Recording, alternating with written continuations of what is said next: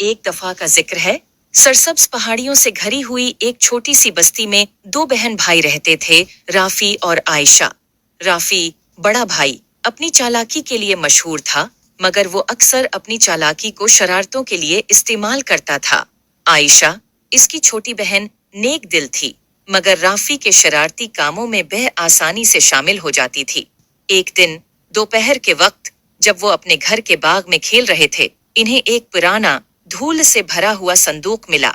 संदूक के अंदर उन्हें एक चमकदार लकड़ी की छुड़ी मिली जिस पर प्रासरार नक्श व नुगार बने हुए थे। तजस्सुस से भरे हुए वो छुड़ी को अपनी दादी जहरा के पास ले गए। दादी जहरा की आंखें छुड़ी को देखकर पहचान से चमक उठीं। मेरे प्यारे बच्चों, ये एक जादुई छुड़ी है, उन्होंने वजाहत की। ये ख्वाहिशात पूरी कर सकती है, मगर याद रखो, इसे अक्लमंदी और नेकी के साथ इस्तेमाल करना चाहिए।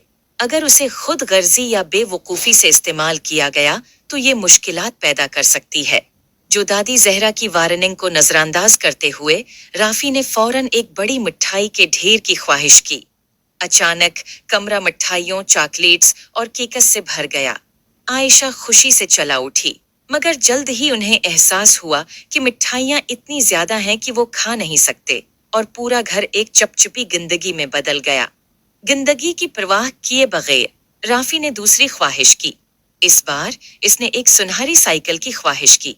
एक चमकदार सुनहरी साइकिल जाहिर हुई, मगर ये इतनी भारी थी कि चलाने में मुश्किल थी, और जैसे ही राफी ने उसे चलाने की कोशिश की, वो टूट गई।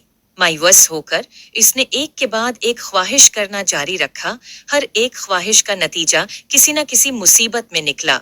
आयशा, जो ये सब देख रही थी, इसे दादी जहरा की बातें याद आईं।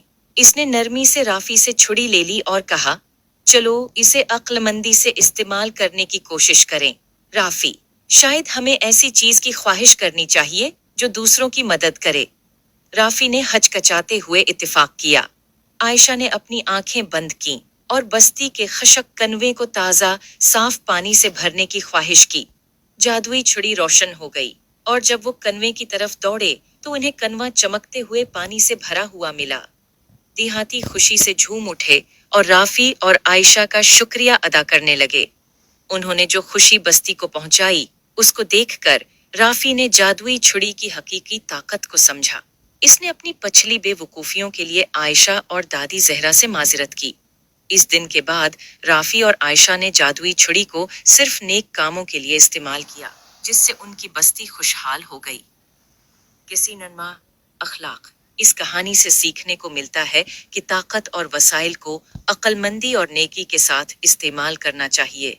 खुद गर्जी या बेवकूफ़ाना अमल मुसीबत ला सकते हैं, मगर जब उन्हें दूसरों की मदद के लिए इस्तेमाल किया जाए तो वो खुशी और खुशहाली ला सकते हैं।